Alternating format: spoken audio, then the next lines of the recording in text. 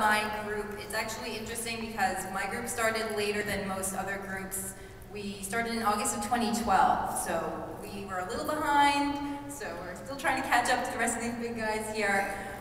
But like I said before, we were members of the StreetPass NYC group and then thought, why not make a group closer to home? You know, we have some friends who do Smash Brothers tournaments, and so we figured we'd work together with him to kind of get the StreetPass and the Smash Brothers communities together.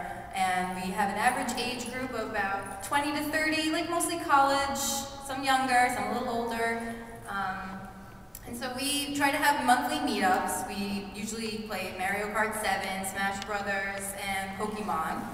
And we typically hold our events in comic book stores, video game stores, and we're trying to get into more malls across Long Island. Sometimes there are mall tours, and Long Island is big in malls, so we try to take advantage of whatever the gamers are going to in our local community. That's where we want to have our meetups.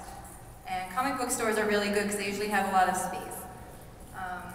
And our online community includes Facebook, Twitter, and we're also trying to get a forum up. And we have plans for Wi-Fi tournaments because Long Island's kind of a big place. It's about, I think, 120 miles long, so it's hard to get everybody together in the same place. So we do Wi-Fi as well so that everybody can get involved even if they can't make the long drive. And on that subject, social media is a good way to get people together to discuss games, talk about games, plan events. So we use our Facebook group predominantly because it's a little easier to use. Sometimes when you have a fan page, it doesn't always show up in people's news feeds on Facebook, which is like a major problem unless people like set notifications to get it. So the group shows up in the left-hand side of the website, so you can see when there's posts and you can check it faster. So people like to use groups too, but if you're starting up a group in your area, you can really just poll your members and see what they prefer and just cater to what they want, because that's really the best way to go. You can also reach out to other StreetPass groups in your local area to try to gain exposure. Maybe some of their fans are actually in your local area and they just didn't know about a group. So, you know, if you, like what I do is I go to StreetPass NYC and post some things about my events, and they have people who actually are from Long Island and they joined my group since then. So it's a good way to like kind of network with other groups and get your name out there more.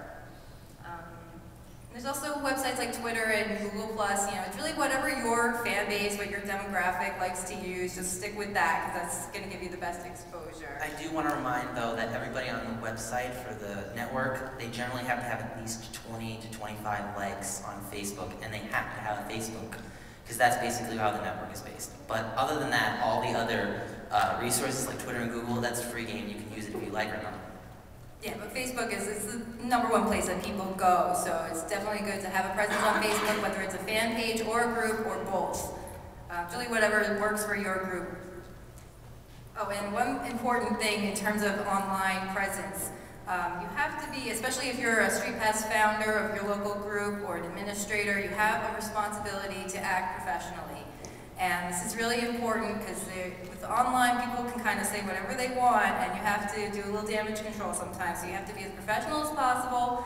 And if you have an opinion about something, it's best to post your own name with that post so that it's not like a reflection of your entire group. It's more, this is what I think, so I'm going to write my name at the end.